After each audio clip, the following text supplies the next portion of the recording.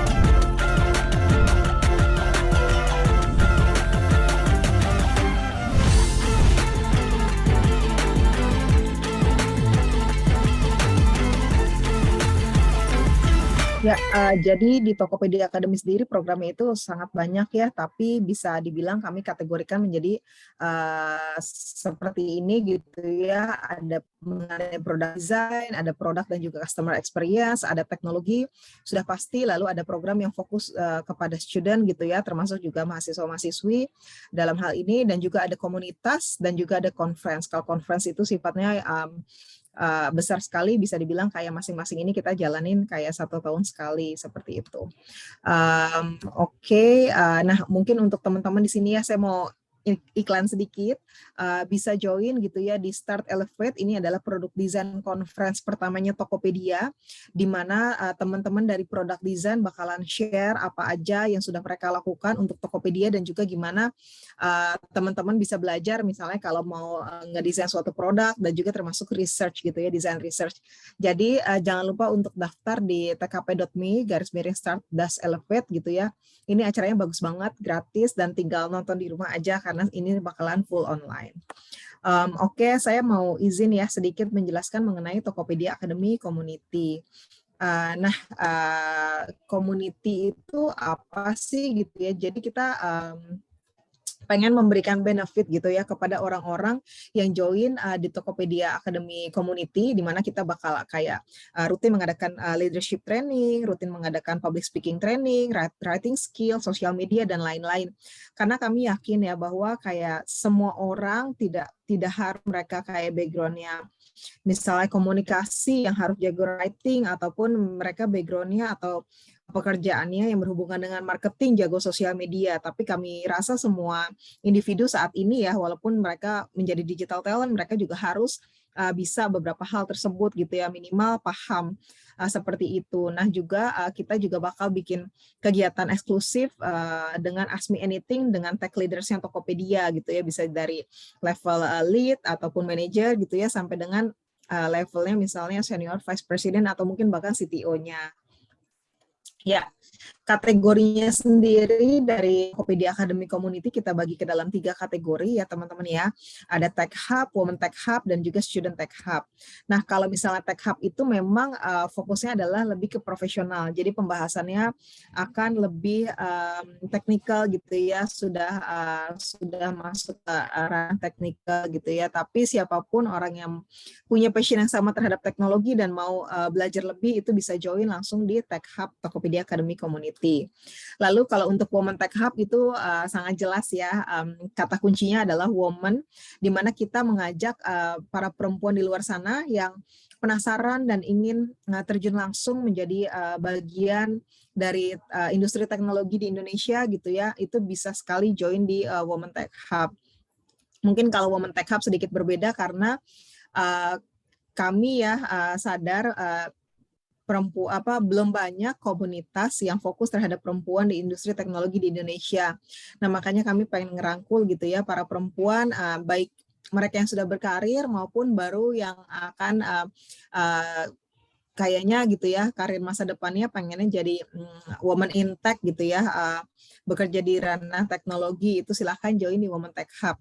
Lalu yang terakhir adalah Student Tech Hub, di mana Student Tech Hub ini fokusnya untuk yang Indonesian talent buat belajar, untuk koneksi, untuk kolaborasi gitu ya satu sama lain untuk membantu mempersiapkan mereka memasuki karir di dunia industri. Jadi ini bisa untuk senior high school ataupun university gitu, karena pembahasannya kami sesuaikan gitu ya dengan dengan anggota komunitasnya. Nah, kalau misalnya Student Tech Hub sendiri ini sebenarnya ada bagi dalam kedua kategori. Yang pertama adalah member, lalu yang kedua itu ambasador. Nah, ambasador itu apa sih gitu ya? Ambasador ini sifatnya adalah dia semacam penghubung gitu antara Tokopedia Academy dan juga kampusnya. Jadi memang ada proses seleksi yang kami lakukan ketika orang daftar jadi ambasadornya Tokopedia Academy. Dan tentu aja pasti ada benefit-benefit pendidikan lainnya gitu ya yang berbeda dibandingkan ambasador only gitu ya. Nah, setiap university ataupun sekolah kami hanya memilih 2 orang. Jadi sifatnya sesuai kebutuhan, misalnya dari teman-teman ambasador ada kebutuhan pembicara di Tokopedia, itu bisa menghubungi kami gitu ya, misalnya kita bikin satu sesi webinar bersama atau satu sesi workshop gitu ya. Nah, sedangkan kalau misalnya dari kami ada kebutuhan, misalnya kita pengen dong dihubungkan misalnya dengan dosen atau dengan bagian fakultas apa untuk misalnya kolaborasi di satu mata kuliah, itu kita juga akan menghubungi lewat ambasador gitu ya. Dan tentu aja ambasador ini juga harus nggak bisa kayak bertindak semena-mena gitu ya, tanda kutip. Kita juga pasti bakalan bertanya mengenai kayak kalender akademik ya dan lain sebagainya, jadi tidak melangkahi dosen ataupun fakultas. Ya ini ambassador responsibility ya, diharapkan para ambassador itu bisa fasilitasin kayak ada sharing session, workshop, dan juga lain sebagainya. Teman-teman silakan join di komunitas Tokopedia Academy. Bisa langsung scan di sini kalau mau. Jadi harapannya mungkin kalau yang perempuan mau join Women Tech Hub atau Student Tech Hub juga bisa gitu ya. Nanti setelah ini juga akan dimasukkan ke grup khusus di Discord gitu ya. Biasanya kita di sana bahas beberapa hal, tapi don't worry, kita nggak terlalu mengganggu gitu ya. Apa yang kita update tuh biasanya nggak terlalu kayak frequent, nggak sering gitu ya. Kita juga menyesuaikan sih. Oke, ini adalah partner-partner yang sudah bekerja sama dengan kami gitu ya. Dari mereka juga banyak yang memberikan konten material yang bisa dipelajari gratis juga di academy.tokopedia.com. Oke, segitu aja dari saya mengenai Tokopedia Academy. Nanti mungkin sesi tanya jawabnya kalau ada bisa di akhir acara ya. Selanjutnya kita bisa langsung masuk ke sesinya Kak Adi ya, untuk menjelaskan pekerjaannya Kak Adi seperti apa. Sebentar ya.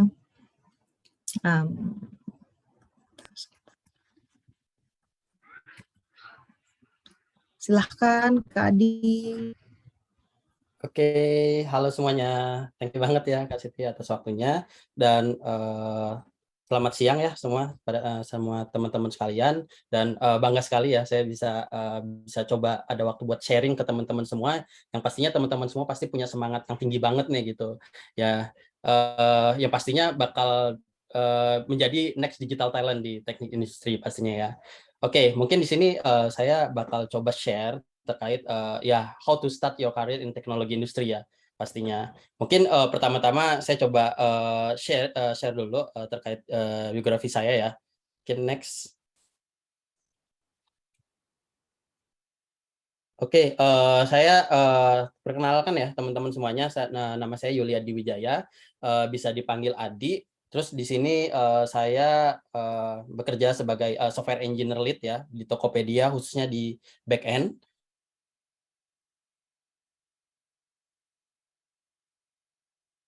Terus pengalaman saya sendiri itu pengalaman sebagai freelancer juga, saya pernah bekerja sebagai freelancer itu sekitar 6 tahunan gitu. Dan sekarang fokus di Tokopedia sendiri, saya sempat banyak banget ya, mungkin sempat pindah-pindah juga. Jadi yang pertama saya sempat pegang di official store, di mana official store itu mungkin teman-teman ketika buka Tokopedia sempat pernah buka ya, yang ungu-ungu itu ya, yaitu adalah official store, itu branding-branding terbesar ya di Indonesia, itu ada di Tokopedia, itu sempat saya pegang juga.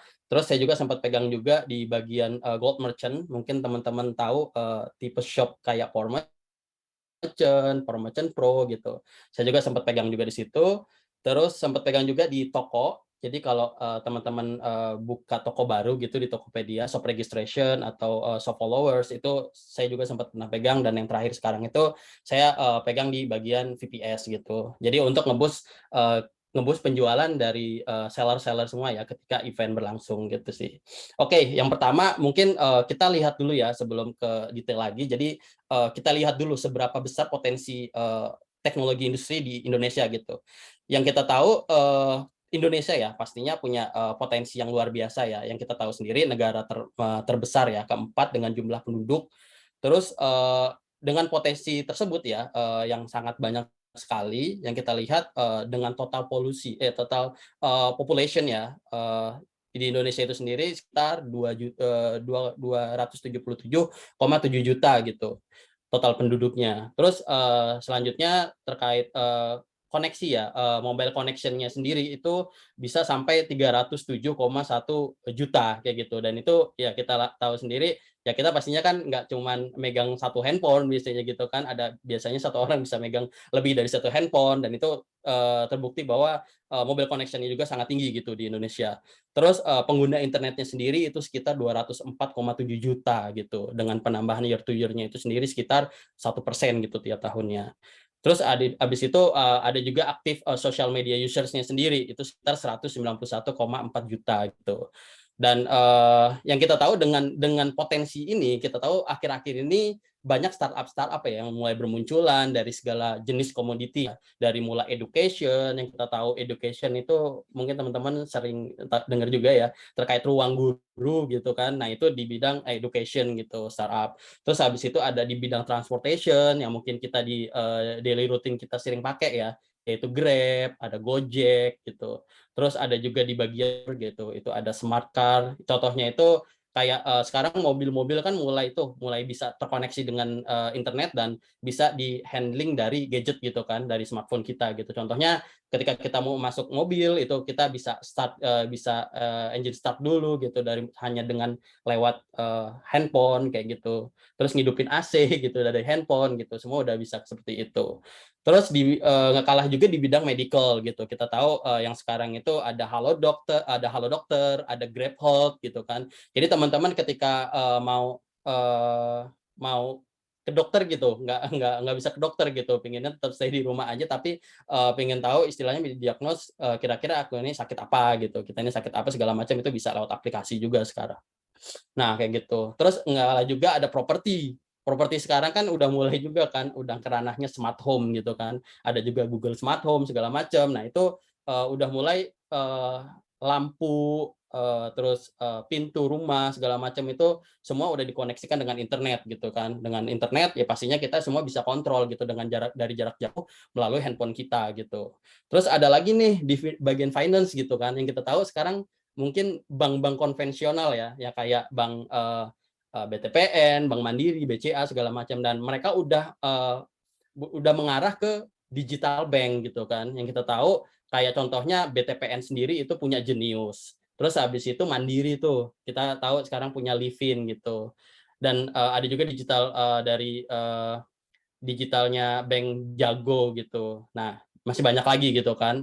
Terus ada lagi marketplace gitu. Yang marketplace sekarang kita ya nggak bisa dipungkiri banyak sekali ya, dan teman-teman pastinya udah banyak sering pakai juga. Ya ada Blibli, ada Shopee segala macam, ada Tokopedia juga gitu kan. Nah, masih banyak lagi gitu. Dan dengan potensi itu pastinya membuka lowongan kerja buat digital talent ya, untuk potensi-potensi dari digital talent semua untuk bisa join ke technical industry pastinya. Nah, mungkin ini secara Indonesia ya. Nah, mungkin kita lihat nih salah satu marketplace, perkembangan dari sisi marketplace sendiri salah satunya itu seperti apa. Dan karena saya di Tokopedia aja, jadi mungkin saya coba share terkait industri di Tokopedia itu sendiri gitu. Mungkin next. Oke, di Tokopedia sendiri kita tahu dulu itu nakamanya nggak begitu banyak ya. Dan sekarang terlihat bahwa di Tokopedia itu udah ada 7.000 nakama gitu. Terus dengan total produksinya sendiri di Tokopedia itu ada sekitar 865 juta gitu. Terus udah 99% untuk district reach-nya. Terus ada first time entrepreneurs-nya nih sekitar 86,5% kayak gitu. Dengan digital product itu kita udah ada lebih dari 40 kayak gitu. Terus ada lagi yang registered merchant-nya sendiri itu sekitar lebih dari 12 juta kayak gitu. Dan belum lagi di pandemi kemarin nih, di pandemi kemarin itu kita lihat bahwa ada penaikan female sellers gitu, itu sejumlah 2,5 kali gitu selama di pandemi gitu. Itu bakal besar sekali gitu. Nah, mungkin untuk bisnisnya sendiri di Tokopedia itu ada banyak ya. Salah satunya itu ada di marketplace and digital talent. Sorry, mungkin Kak itu ada nggak ya? Untuk slide-nya muncul nggak ya? Di tempat saya ketutup nih. Halo Kak, Kak Puji. Oke,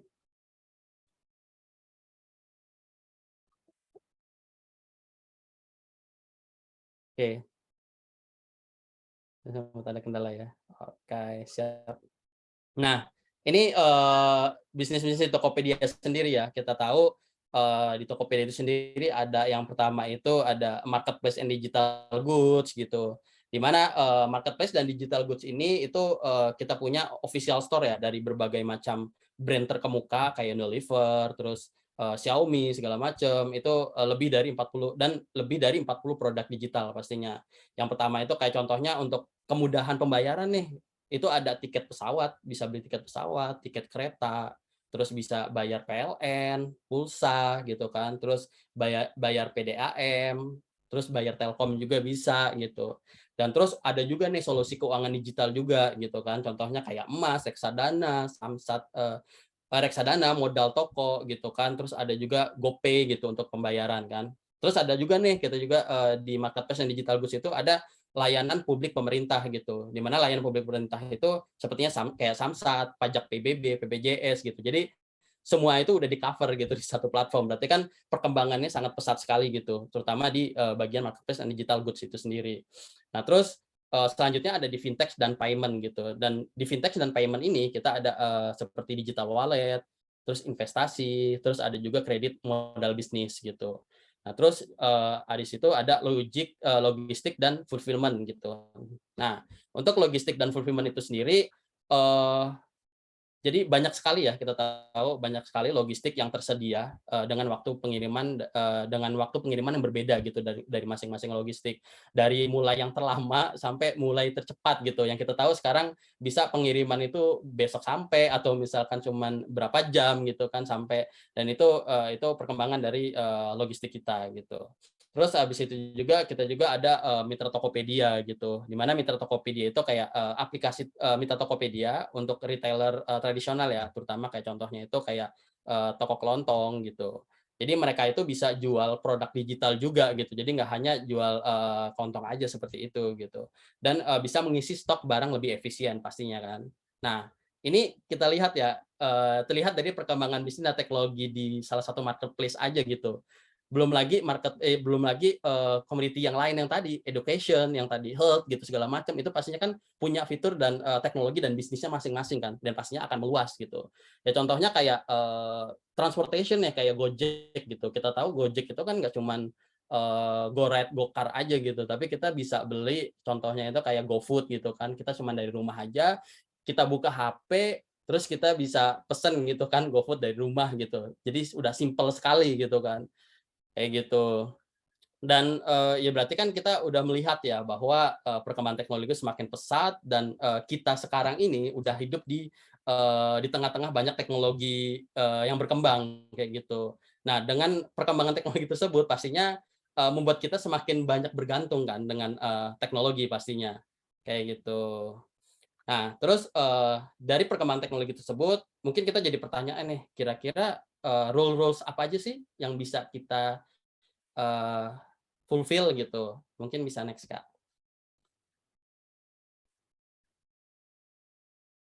Nah, ini potensial rules-nya yang bisa teman-teman coba bisa pilih gitu.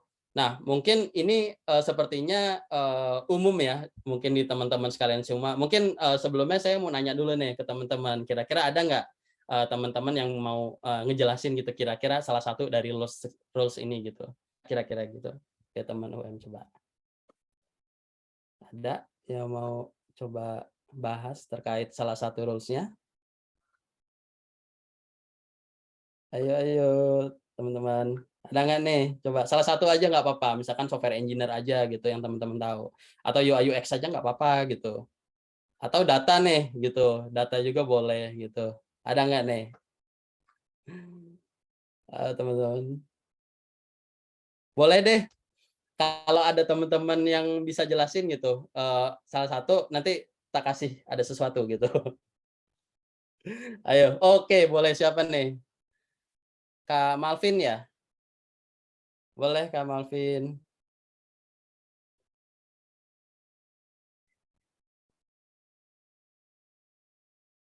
Halo, ada dua nih yang ini. Boleh di open mic dulu. Siapa dulu nih? Oh, izin mute ya. Oke, oke. Itu ada ini nih. Ada angkat tangan mau menjelaskan salah satu?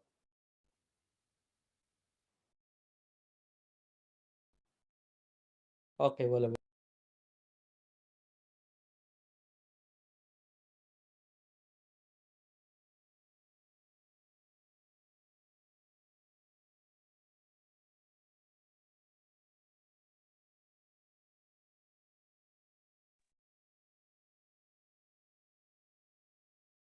Halo, bisa nggak kira-kira? Ini aku udah coba mute sih. Atau dari Mbak Puji atau itu bisa coba ini nggak? Bantu. Nggak bisa unmute ya? Dari hostnya bisa coba bantu nggak? Kak Puji atau Mbak Jessica?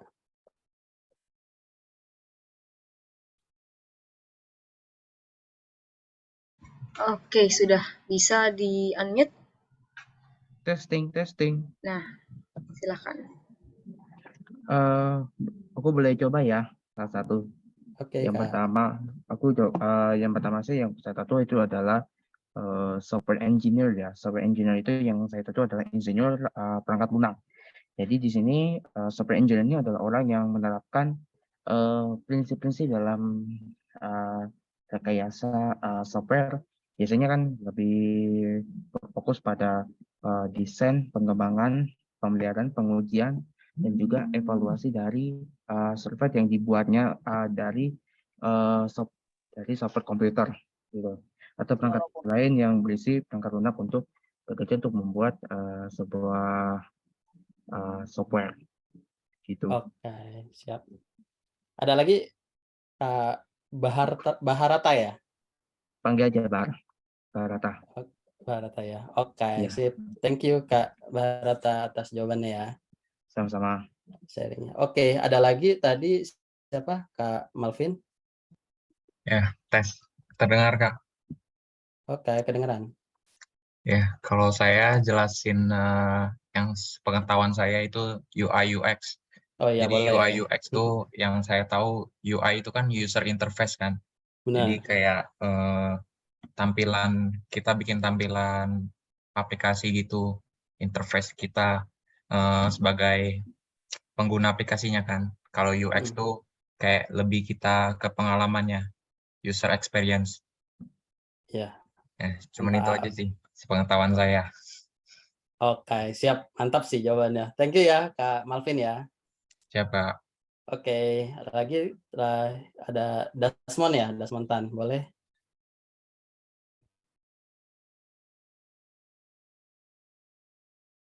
Halo. Dasmontan? Ya, halo Bisa Kak. unmute? Bisa. Oh ya, halo. Ya, halo. Jadi saya mau jelasin kalau IT security itu yang menjaga data-data informasi klien atau enggak menjaga data perusahaan Tokopedia juga bisa. Gitu aja sih. Oke. Oke, siap. Mantap. Thank you ya Kak Dasmon ya. Oke, ada lagi tadi terakhir ya, Meriana, boleh?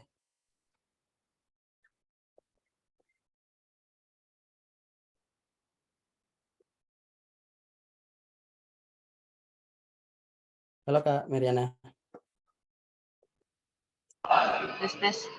Halo. Oke, saya mau, sorry ya agak ribut soalnya saya sambil ada kelas, jadinya saya sambil ngikutin Meet. Nah, saya Iya, mau boleh. coba jelasin yang cloud platform. Nah, itu adalah metode penyampaian berbagai layanan melalui internet. Jadi, kayak contohnya misalnya kayak data server, penyimpanan datanya, servernya, database-nya, jaringannya. Jadi tempat penyimpanan untuk nanti berbagi kepada pengguna-pengguna yang ada. Gitu sih. Terima kasih. Oke, thank you ya Kak Meriana. Oke, sip. Udah ya? Sepertinya udah. Oke, thank you banget ya teman-teman ya atas jawabannya, dan semua teman-teman bener banget ya atas jawabannya, dan sepertinya terlihat kayak beda-beda nih ya, ada di UI UX, mungkin ada yang tertarik di UI UX ya, mungkin ada yang tadi di software engineer, ada yang di IT sec, ada yang di full platform gitu. Jadi mungkin aku coba share juga ya sekilas ya. Jadi thank you banget mungkin Kak Baharata, Malvin, Dasmontan, sama Meriana tadi ya. Mungkin dari UM Kak Jessica kali ya, boleh ya di record ya untuk teman-teman semua, nanti ada sesuatu lah dariku nanti. Oke. Sip. Gitu aku coba share ya terkait roles di ini gitu. Jadi mungkin teman-teman juga bisa ada gambaran juga gitu kira-kira dari masing-masing role ini seperti apa gitu. Pertama, software engineer. Untuk software engineer itu sebenarnya kita di Tokopedia itu dibagi jadi beberapa gitu. Yang pertama itu ada software engineer mobile ya, ada iOS, ada Android, terus ada software engineer back end sama front end gitu. Jadi sebenarnya software engineer dari ini dibagi lagi gitu. Ada yang back end sendiri, ada yang front end sendiri gitu. Nah, kalau software engineer back end itu lebih nge-provide data-data gitu yang dibutuhkan untuk ditampilkan di sisi front end gitu, atau yang mau disubmit ke storage-nya seperti itu. Nah, contohnya kalau dari sehari-hari itu seperti bikin gRPC atau bikin API, REST API kayak gitu. Jadi yang nanti akan dipakai sama tim front end nih buat di call gitu. untuk mendapatkan data-datanya dari back end seperti itu. Nah, kalau software engineer front end itu lebih ke dari sisi front end-nya ya gitu. Jadi nggak berurusan sama data gitu. Jadi untuk data sendiri itu diambil dari tadi kayak contohnya REST API atau gRPC yang udah di-provide sama backend itu nanti di-call nih dari front end gitu. Jadi front end ini lebih nge-handle dari sisi tampilannya gitu. Contohnya kayak teman-teman lihat di Tokopedia kayak nampilin widget di atasnya, terus ada PDP, product detail page gitu. Nah, yang nampilin di depan itu semua yang handling dari front end-nya gitu. Sedangkan kayak posisi-posisi widgetnya juga itu dari front end gitu. Nah, sedangkan kalau dari sisi back end sendiri untuk data-data kayak produk apa yang tampil, terus deskripsinya, nah itu nanti dari back end kayak gitu. Dan pastinya punya challenge-nya masing-masing ya software back end sama front end gitu. Nah, terus abis itu ada UI UX nih. Nah, benar banget tadi yang disampaikan tadi sama Kak Malvin yang salah ya tadi. Nah, kalau UI UX itu sendiri lebih ke gimana caranya mendesain suatu produk yang kira-kira itu dari sisi tampilan dan experience dari kenyamanan si sellernya atau si pengguna ya, itu merasa nyaman gitu menggunakan si aplikasi tersebut gitu. Contohnya ya kayak tampilan yang di PDP tadi sebagai contoh ya. Nah, itu kan untuk layout-nya itu, nah itu yang ngatur itu dari UI UX-nya. Jadi yang ngatur gimana caranya biar penggunanya itu ngerasa nyaman gitu ketika di page tersebut gitu. Nah, sedangkan nanti yang code yang buat biar tampil di halaman websitenya gitu, nah itu dari timnya front end gitu, software engineer front end tadi gitu. Nah, terus next nih ada engineer productivity. Nah, ini sebenarnya nama sebelum yang biasa familiarnya itu test engineer ya. Nah, kalau test engineer itu biasanya kita kan lebih terlibat terkait dengan testing kan, kayak gitu, terkait dengan testing gitu. Nah, ini sama gitu. Nah, testingnya itu banyak gitu case-nya. Ada manual testing gitu, misalkan suatu produk mau rilis, nah itu biasanya di testing dulu kan. Nah, itu ada manual testing gitu yang dilakukan biar nge-ensure si aplikasi ini ketika di production gitu nggak ada masalah sekalipun kayak gitu. Nah, selain itu juga engineer productivity biasanya itu bikin salah satunya itu automation test gitu. Nah, automation test ini satu level sebelum produk itu di-publish gitu ke publik gitu. Nah, contohnya jadi di software di engineer productivity nanti mereka kayak bikin script-script gitu, test case gimana caranya ketika produk kita ada improvement atau ada adjustment atau ada fitur baru ketika di deploy gitu atau mau di-publish ke production ke publik gitu. Nah, itu nanti akan ada pengecekan dulu nih automation test ini. Jadi kalau ada hal yang sebelumnya expected tapi tiba-tiba karena changes tersebut nggak expected lagi gitu kan. Nah, itu bakal keblok gitu. Jadi nggak akan tampil. Jadi intinya itu tadi ngejaga gimana caranya produk itu pas ketika publish ke publik itu nggak ada bug sekalipun kayak gitu. Nah, terus ada DevOps juga nih. Nah, kalau DevOps ini lebih ke CI/CD-nya, continuous integration dan continuous deployment gitu. Jadi ini lebih kayak ngejaga pipeline gitu loh. Mungkin teman-teman ini mungkin lagi heboh-hebohnya waktu itu tahun berapa ya? Start dari tahun berapa ya? Jadi DevOps itu kayak ngejaga gimana caranya pas ketika kita selesai dari software engineer ya, itu ada improvement segala sesuatu, improvement dari sisi code, nanti kan mereka akan publish ke GitHub gitu kan. Nah, nanti dari situ itu nanti akan diproses sama DevOps gitu. Kan nggak cuman sedikit ya, pastinya banyak gitu. Kalau kita nge-publish-in satu-satu kan susah tuh. Nah, jadinya DevOps gitu yang ngatur gimana caranya otomatis ketika kita deploy gitu itu langsung ke semua server gitu, tersebar. Kayak gitu kalau untuk DevOps ya. Nah, kalau cloud platform tadi benar ya salah satunya dari Kak Meriana tadi. Kalau cloud platform itu lebih ke infrastructure ya. Jadi kayak keperluan kayak instance atau keperluan server, memori berapa, butuh berapa, core-nya butuh berapa, terus scale-nya butuh berapa, kayak server yang digunakan yang perlu dipersiapkan misalkan untuk nge-handle suatu event misalkan kayak gitu. Nah, itu ada sendiri gitu. Nah, salah satunya kayak contohnya yang kita banyak tahu ya kayak Alibaba atau Ali Cloud atau Google Cloud Platform. Nah, semua itu yang handle dari sisi cloud platform kayak gitu. Nah, kalau IT security itu benar banget tadi ya, salah satunya yang IT security tadi dari Kak Desmond ya. Nah, itu untuk IT Sec itu untuk menjaga ya security dari ya dari semuanya lah. Jadi security nggak cuma data-data dari internal kita, tapi termasuk kayak nge-ensure biasanya kita itu kalau ketika kita mau ada deployment ke production gitu kan, nah itu kita ada pengecekan namanya penetration test gitu. Nah ini pengecekan dari sisi security kayak gitu. Jadi ketika kita publish nggak hanya pengecekan dari sisi expected result datanya atau misalkan segala macam. Nah itu ada juga nih dari segi security-nya juga akan dites gitu. Kayak gitu. Nah itu dari ethics security. Nah ada lagi data engineer, data scientist. Nah kalau data engineer itu kayak contohnya kita pastinya data itu bakal tersebar ya, datanya itu bakal tersebar dan banyak banget gitu. Tadi data toko, data shop, segala macam, produk. Nah itu nanti akan digabung jadi satu gitu, yang nanti akan dibutuhkan sama data scientist untuk menganalisa gitu. Menganalisa kira-kira dari kebutuhan data-data ini akan untuk apa sih kayak nge-conclude ya atau nge-decide sesuatu hal gitu. Jadi untuk analisa gitu secara bisnis.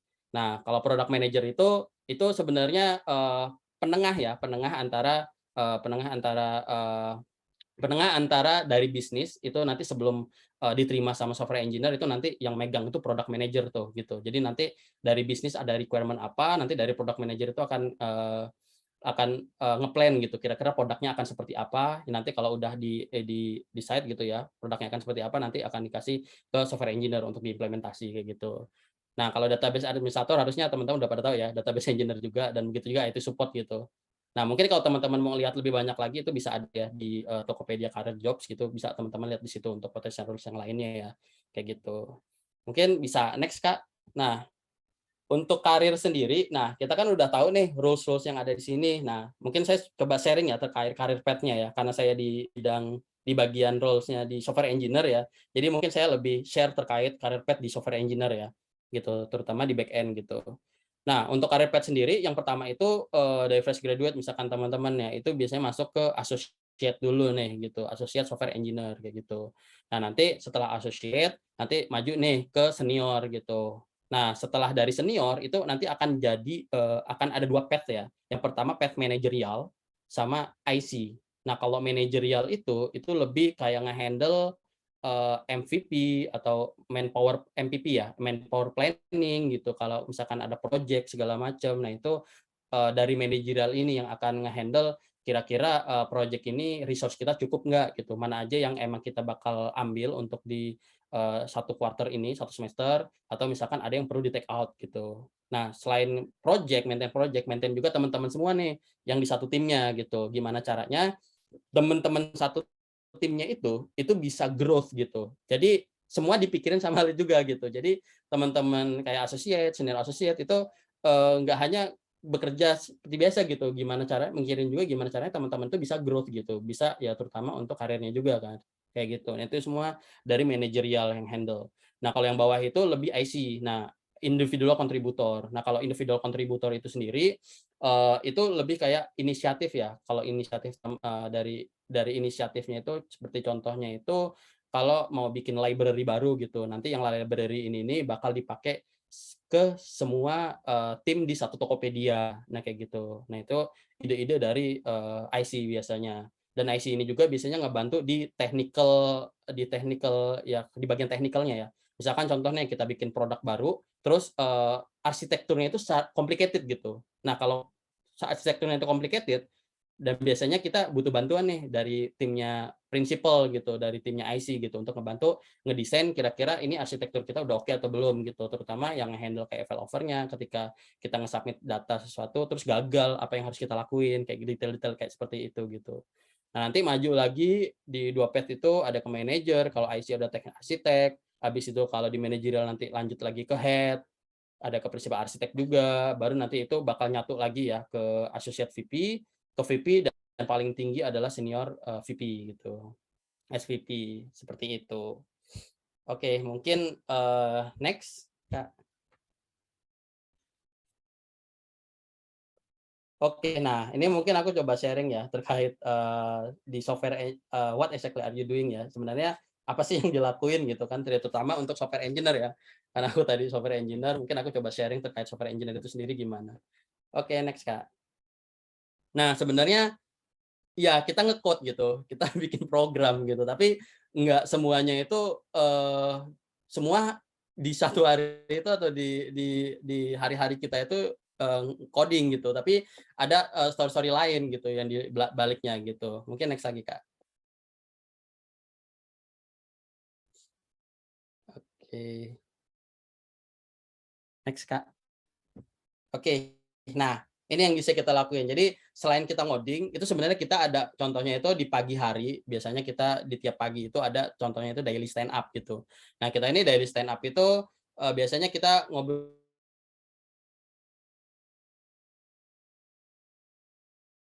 nih kira-kira ada progress dari proyeknya seperti apa gitu. Jadi tiap hari itu kita akan coba discuss gitu di pagi-pagi gitu. Kira-kira kalau misalkan ada problem gitu ya, kira-kira solusinya akan seperti apa. Nanti kita bakal obrolin nih di daily stand up itu gitu. Jadi bukan berarti kayak teman-teman ketika kayak pusing gitu dengan implementasi code-nya sendiri, terus ngerasa ini kerjaan gue jadi gue pusing sendiri, enggak gitu. Jadi kita bisa sharing juga gitu. Kita nyari solusi bareng-bareng gitu. Kayak gitu. Nah, biasanya kita di daily stand up gitu. Nah, terus kita juga ada kayak sprint planning, kayak gitu. Sprint planning itu biasanya kita 2 minggu sekali ya. Sprint planning itu buat kita nentuin kira-kira di satu sprint itu kita mau ngerjain apa aja nih, task-task apa aja dan project apa aja yang perlu kita kerjain, kayak gitu sih. Nah, terus kita juga ada product discussion. Jadi selain kita ngoding, pastinya kita ada diskusi kan ketika ada project gitu kan. Nah, kita bukan berarti kayak oke yang diskusi yang lead aja lah gitu kan, atau manajer aja yang diskusi sama tim produk gitu, enggak gitu. Jadi bisa juga dari teman-teman yang masih associate atau senior associate kalau misalkan punya potensi yang bagus itu bisa juga kayak kita jadiin kayak sesuatu kayak PIC gitu kan buat suatu project gitu. Jadi buat nge-growth juga ke teman-teman semua gimana caranya kayak komunikasi gitu, kayak ngeplan segala macam, diskusi sama tim produknya kayak gitu. Kira-kira requirement-nya seperti apa dan produknya seperti apa. Kayak gitu. Terus kita juga ada sharing session gitu. Nah, di sharing session ini biasanya kita sharing-sharing terkait ya tidak hanya di bagian technical aja ya, technical skill aja, tapi kita juga sharing session banyak hal gitu, bisa di soft skill juga atau human skill kayak gitu. Nah, itu bisa juga di-share-share gitu di sharing session ini. Terus kita juga ada town hall gitu. Ini town hall itu lebih ke satu tribe ya, lebih gede lagi gitu, satu direktorat. Nah, kita juga ada outing juga nih gitu kan. Jadi nggak hanya di ruangan-ruangan aja ya, kita juga ada kegiatan outing juga. Terus physical exercise juga kita ada nih kayak ruangan nge-gym gitu. Jadi kalau teman-teman misalkan pulang kerja gitu kan, atau di pagi hari gitu biar sehat, teman-teman mau kayak olahraga dulu. Nah, biasanya kalau saya pribadi sih biasanya saya olahraganya di sore ya, pas sebelum pulang biasanya saya eee, ya refreshing dulu untuk olahraga dulu gitu sebelum pulang gitu. Tapi ada juga teman-teman juga biasanya pagi-pagi itu nge-gym dulu, terus habis nge-gym mandi, terus ya udah ngerjain sesuatu nanti di siang-siang baru daily stand up kayak gitu. Terus ada lagi napping room juga gitu buat teman-teman kalau misalkan teman-teman siang-siang gitu udah kenyang gitu dan ngerasa kayak ngantuk banget, teman-teman juga ya bisa tidur gitu. Kita ada ruangan tidur juga gitu. Jadi teman-teman bisa istirahat dulu siang-siang nanti jam 1 start lagi kerja kayak gitu sih.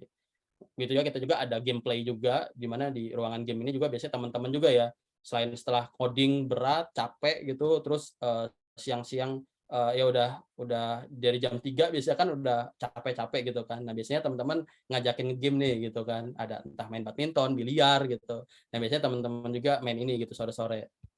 Kayak gitu sih. Jadi nggak full ngoding aja ya gitu. Jadi ada hal-hal lain yang bisa dilakukan kayak gitu. Nah, mungkin next Kak, Kak Puji, slide-nya hilang nggak ya? Iya Mas, ini sepertinya ada kesalahan teknis ya Mas ya. Slide-nya Oke, menghilang sih. oke.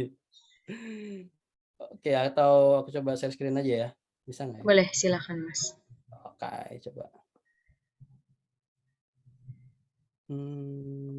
Bentar.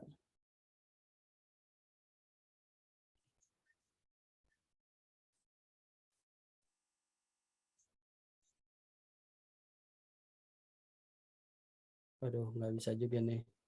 Oh ini Kak Siti, Kak Puji udah mulai share. Oh ya,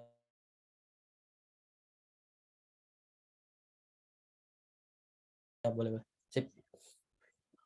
Oke, si loading ya.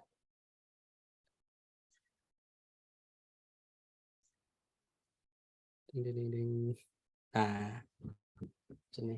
Oke, nah next terakhir ya, ini terkait apa aja sih yang kira-kira yang perlu kita prepare nih kalau misalkan kita mau masuk ke tech industry gitu kan.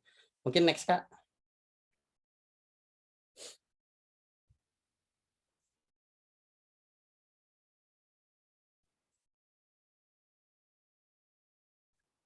Nah, ini ya.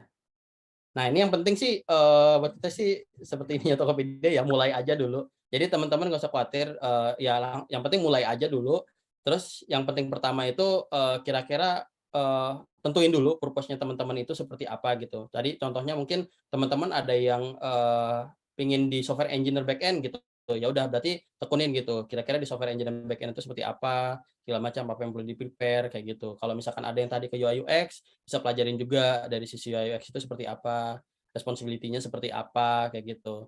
Jadi tentuin dulu gitu, purpose-nya teman-teman itu sebenarnya mau kemana, kayak gitu.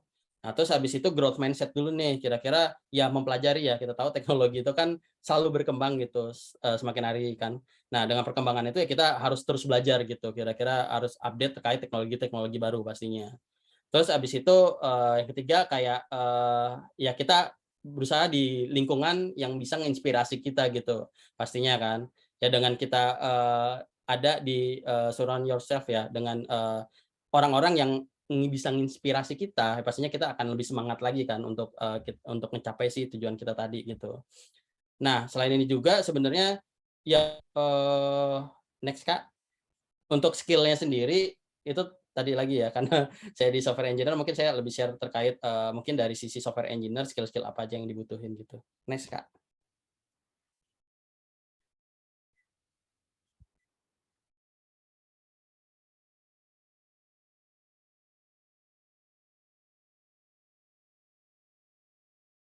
Sepertinya kendala lagi ya. Nah, ini dia. Oke, ini mungkin teman-teman yang udah banyak di mungkin di bagian software engineer mungkin ada beberapa yang mungkin nggak asing ya, dan mungkin ada beberapa yang mungkin baru gitu. Nah, mungkin ini dari skill sendiri ya, dari skill sendiri mungkin yang perlu di-prepare contohnya kayak Jira Software atau Confluence gitu. Ini platform-platform yang kita pakai untuk kayak sprint plan gitu, tiket-tiket apa aja yang kita butuh kerjain itu semua ada di Jira Software dan Confluence. Nah, untuk bahasa pemrograman sendiri untuk yang kita pakai itu kita pakai Golang. Jadi mungkin teman-teman bisa coba search terkait Golang itu seperti apa kayak gitu. Nah, terus ada juga GitHub. GitHub itu buat repository kita gitu. Jadi kita semua tersentralize di GitHub gitu. Nah, terus habis itu ada Jenkins juga. Nah, Jenkins ini termasuknya tadi yang DevOps tadi ya. Jadi semua code jadi dari misalkan dari Golang itu nanti di PR ke GitHub, nanti semua itu bakal dipublish lewat Jenkins kayak gitu. Kayak gitu. Nah, ini juga coba baca-baca terkait Jenkins, terkait GitHub gitu mungkin buat teman-teman ya. Terus abis itu untuk storage sendiri kita nggak hanya pakai DB PostgreSQL aja gitu kan, tapi kita juga pakai Redis gitu. Jadi Redis ini yang mungkin buat cache ya. Jadi ya pastinya buat ngambil data, misalkan ada proses data yang di hard disk ya. Kalau di Postgre kan dari hard disk ya. Pastinya kan lama gitu, ada pemrosesnya lama gitu. Nanti bisa ya pemrosesan itu hasilnya akan ditaruh di Redis buat pengambilan datanya biar lebih cepat gitu. Nah, terus untuk asinkronis prosesnya sendiri, jadi kita kan microservice ya. Teman-teman mungkin pernah dengar juga terkait microservice. Jadi service itu akan terpecah-pecah gitu. Nah, pastinya kan butuh komunikasi kan antar service-nya. Nah, gitu kita bisa biasanya pakai message broker gitu untuk asinkronus prosesnya. Itu ada kayak RabbitMQ, Kafka gitu. Mungkin teman-teman bisa coba cari tahu gitu. Ada terkait NSQ gitu. Nah, itu semua terkait itunya asinkronus prosesnya. Kalaupun sinkronus prosesnya itu ada gRPC sama REST API gitu. Nah, teman-teman juga bisa coba baca-baca terkait gRPC itu gimana dan REST API itu seperti apa gitu. Ya, mungkin sekarang udah banyak yang pakai gRPC ya. Nah, mungkin keunggulan dari gRPC dibanding REST API itu apa nanti bisa teman-teman coba cek gitu. Nah, ini ada lagi GraphQL. Nah, GraphQL ini biasanya platform yang dipakai untuk proses interaksi antara sisi front end ke back end gitu. Nah, biasanya kan kalau dari front end kita tahu biasanya langsung REST API kan ke back end. Nah, ini biasanya bisa dikelompokkan lagi menggunakan GraphQL gitu. Nah, itu GraphQL biasanya buat pengiriman datanya biar lebih minim aja kayak gitu. Terus habis itu ada New Relic juga buat monitoring service-nya. Terus jangan lupa juga buat teman-teman bisa coba ya belajar algoritma gitu. Nah, itu biasanya kalau saya sendiri itu biasanya belajarnya dari HackerRank sih. Nah, pastinya HackerRank itu ada case-case sendiri kan. Nah, itu bisa belajar dari situ sih. Oke, mungkin itu aja sih dari saya sih. Dari selain itu mungkin soft skill juga ya tadi ya. Yang pertama tadi terkait soft skill juga karena kita ada butuh komunikasi segala macam, pastinya butuh kayak communication skill segala macam pastinya. Oke, thank you ya. Ya, terima kasih Ya, banyak Kak Adi, and iya. sorry ya buat ada technical issue-nya tadi. Oke, teman-teman silahkan ya yang mau nanya ke Kak Adi bisa langsung open.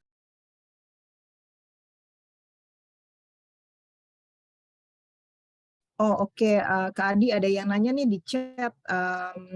Kak Adi sharing dong pengalaman solving bug pas kemarin ada bug di iOS 16. Apakah ini relevan dengan Kak Adi?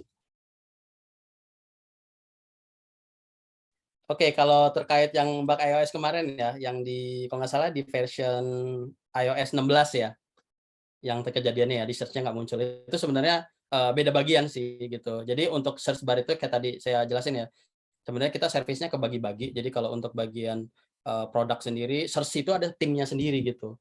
Begitu juga di bagian software engineer iOS juga sendiri gitu. Jadi itu saya nggak bisa ngejelasin lebih detail sih terkait permasalahannya itu kemarin solvingnya seperti apa gitu. Karena beda tim ya yang Oke, tadi. yes, Bisa oke, sih. beda tim ya. Iya. Oke, Kak Adi sebagai nakama harus bisa dong jelasin culture di Tokopedia itu seperti apa dan juga value-nya. Ada pertanyaan dari Efraim Wijaya. Oke. Kalau terkait culture ya, pastinya sih culture-nya asik banget ya buat kita semua ya. Ya mungkin berbeda lah pastinya culture di startup itu sama di luar ya pastinya ya. Pastinya ya lebih happy segala macam. Terus kerjasamanya antar tim segala macam kayak gitu. Karena kita itu kayak punya guidelines sendiri ya, kayak gimana caranya ngebuat culture suatu tim itu jadi lebih baik gitu. Jadi sebenarnya tim untuk culture antar tim itu juga bisa berbeda gitu, tergantung dari leadernya masing-masing kayak gitu. Contohnya kayak gimana cara ngebentuk tim engagement dari satu tim itu sendiri, terus gimana caranya biar teman-teman itu bisa lebih aktif, lebih growth dari masing-masing kayak gitu. Terus ada kegiatan di luar kerja juga gitu kan, bisa main bareng-bareng kayak gitu sih. Ya, dan juga ada Kayak 3 gitu. DNA Tokopedia ya, Kak Adi ya. Ya pastinya 3DNA Tokopedia itu menjadi panutan kita juga sih. Kayak gitu. Oke, ini mungkin pertanyaan untuk Kak Sekar ya, ada tim employer branding juga. Kak Sekar, halo. Ici. Halo, halo. Ya, ada pertanyaan nih Kak. Kak, program magang di Tokopedia apakah disediakan di Tokopedia mungkin secara general ya, nggak cuma di Tokopedia Academy. Silahkan Kak Sekar. Oke. Hanya kenalin aku Sekar atau Ici. Aku di sini handle employer branding khusus untuk Technology Directorate. Kalau untuk program magang sendiri itu sebenarnya biasanya kita buka, especially kalau untuk yang di teknologi ya, itu depending on our needs sih gitu. Jadi kalau misalkan emang kalian mau cari magang, kesempatan magang itu jangan lupa langsung dicek aja. Biasanya kita selalu post kok, it's always updated di career site kita gitu. Jadi nanti kalian bisa cek di career site, and aku mau ngingetin lagi juga karena lagi maraknya penipuan career ini ya opportunity dari Tokopedia tuh ada beberapa yang reach out kalau katanya dihubungin sama Tokopedia. Nah itu please jangan kemakan sama penipuan itu. Jadi semua karir di Tokopedia mau itu intern atau full time atau freelance pun itu hanya ada di karir site kita dan juga melalui Instagram kita @insighttokopedia gitu. Jadi kita selalu update di situ. So for opportunities untuk job related or career related vacancies bisa langsung cek di situ aja. Gitu. Oke, thank you Kak Sekar. Thank you. Ya, ini ada dari Devi Fitria, katanya Pak Adi izin bertanya, bagaimana sistem informasi Tokopedia berkontribusi pada strategi bersaing Tokopedia mengingat sifat usahanya? Sudah cukup jelas belum pertanyaannya, Kak Adi? Putus-putus sih. Bisa diulang nggak ya? Sorry. Ya, ada di chat sih. Pak izin bertanya bagaimana sistem informasi Tokopedia berkontribusi pada strategi bersaing Tokopedia mengingat sifat usahanya. Oke, bagaimana sistem informasi Tokopedia berkontribusi pada strategi bersaing di Tokopedia ya? Oke, ya kita tahu untuk Tokopedia kontribusi bersaing pada strategi bersaing Tokopedia. Oke, ini maksudnya berarti bersaing dengan kompetitor yang lainnya ya? Ya, dari segi teknologi atau dari segi bisnis nih maksudnya? Debbie Fitria mungkin boleh langsung open mic ya. Halo, Debbie. Ya, halo. Halo, Ya. saya pakai HP teman, maaf keluar tadi dari Zoom-nya.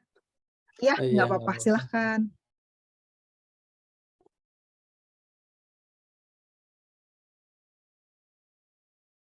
Eh, Halo, halo. Iya, tadi Gimana pertanyaannya boleh? Jadi pertanyaannya itu, bagaimana sistem informasi Tokopedia berkontribusi pada strategi bersaing Tokopedia mengingat sifat usahanya itu menurut teknologi? Terima kasih. Nanti aku kurang paham deh. Maksudnya berarti dari sisi perkembangan teknologinya atau perkembangan bisnisnya nih untuk bersaing Iya, dari dari komputer perkembangan lain, itu bukan ya teknologinya. maksudnya?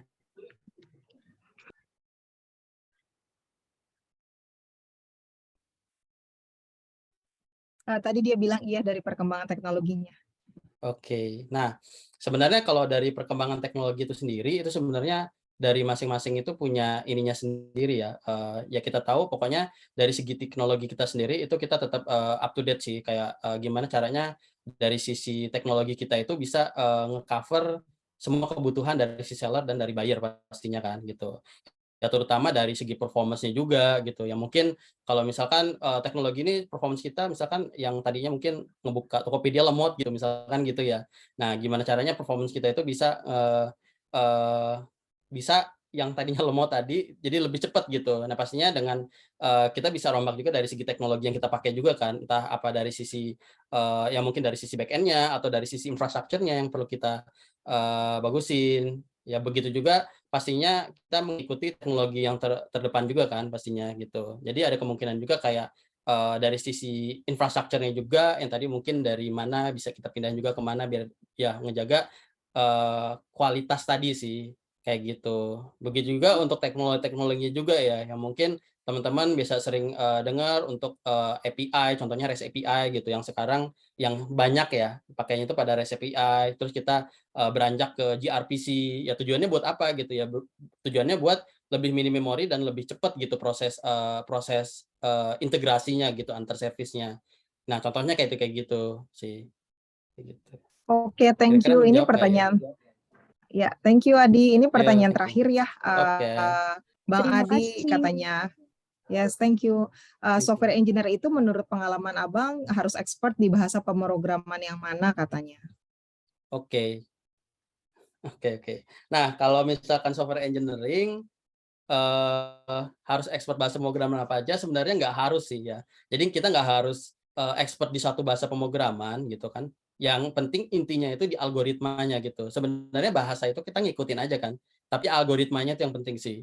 Kayak contohnya kondisional, kayak if else-nya, switch case-nya, atau bikin function, atau ya OOP-nya, operational procedure-nya, layering-nya, kayak gitu. Yang penting itu nggak hanya fokus di satu bahasa pemrograman aja, kayak contohnya pengalaman saya itu dulu itu di awal banget ya, saya itu suka Java gitu.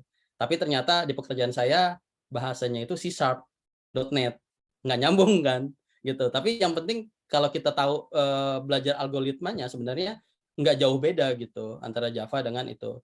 Nah terus pas saya pindah ke ya Tokopedia, itu jadinya pakainya Golang gitu, Google Language kan. Nah itu beda lagi kan bahasa pemrogramannya. Terus saya di freelance pakainya, CI, PHP, Code Igniter, mungkin teman-teman pada tahu semua ya. Nah itu beda lagi kan, kayak gitu. Jadi yang penting intinya itu di algoritmanya sih gitu. Jadi nggak harus expert di satu bahasa pemrograman aja gitu. Nah cuman kalau teman-teman kan sekarang udah tahu ya, ada bahasa di kita pakainya Golang gitu. Kalau teman-teman mau join ke Tokopedia, terutama ke software engineer backend, ya mungkin bisa baca-baca tuh terkait, teknologi Golang itu seperti apa gitu. Kayak gitu sih. Oke, semoga menjawab ya Rahmat ya. Tadi pertanyaan dari Rahmat itu sekaligus sesi terakhir ya penutup kita. Sorry saya nggak nyalain video karena kayaknya gara-gara nyalain video tadi agak nge-lag. Terima kasih semua udah join di Tokopedia Academy Roadshow hari ini. Semoga apa yang Kak Adi sampaikan bisa bermanfaat dan kalau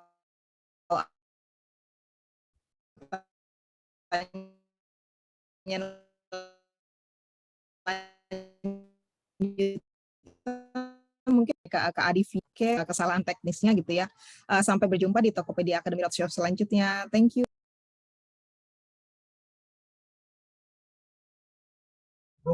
Terima kasih banyak Mbak Puji dan juga Mas Yuliadi. Iya, Oke, terima kasih. terima kasih teman-teman semua. Boleh juga untuk bisa mengisikan link evaluasi yang sudah di-share di link chatnya ya teman-teman. Silahkan diisikan.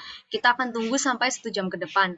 Kemudian untuk teman-teman yang lain yang misalnya ingin mendengarkan nih, tapi belum bisa masuk ke Zoom, nanti kita akan upload juga nih di YouTube dari CDC UMN.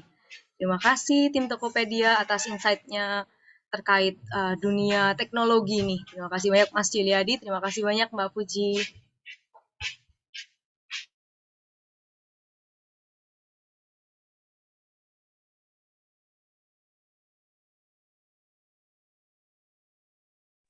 Terima kasih, Kak. Thank you, thank you. Thank you. Untuk teman-teman yang sudah mengisikan link, boleh melanjutkan kegiatannya ya. Terima kasih, Kak. Makasih, Kak. Terima kasih. Kak. Makasih, Kak.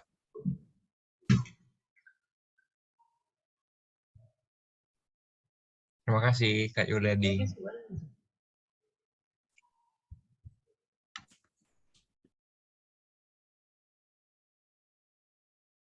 Isi linknya di mana ya, Kak? Linknya ada di kolom chat ya, boleh dicek di kolom chatnya atau kirimkan kembali.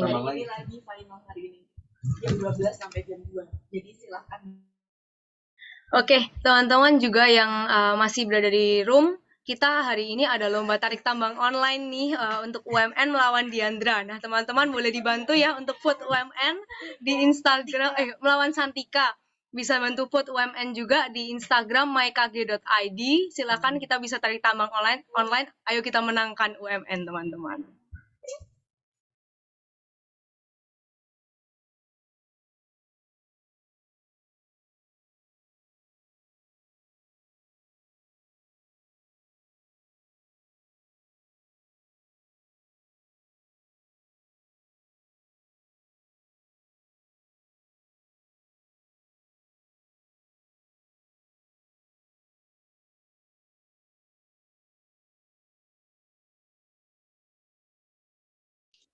Terima kasih Kak, saya izin live ya. Oke, thank you.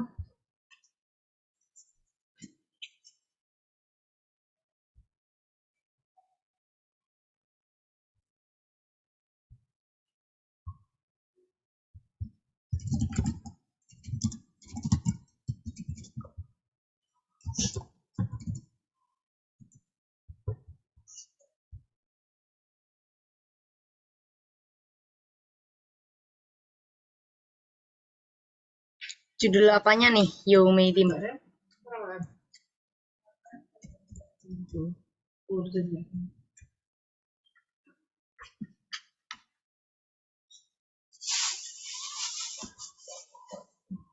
Judul webinarnya Tokopedia Academy Roadshow.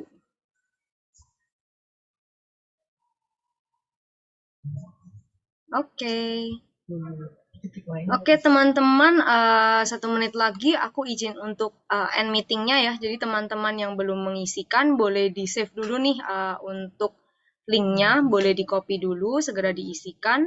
Kita akan buka sampai 1 jam ke depan. Kemudian juga jangan lupa bantu UMN memenangkan pertandingan melawan Santika dengan melakukan vote di Instagram mykg.id.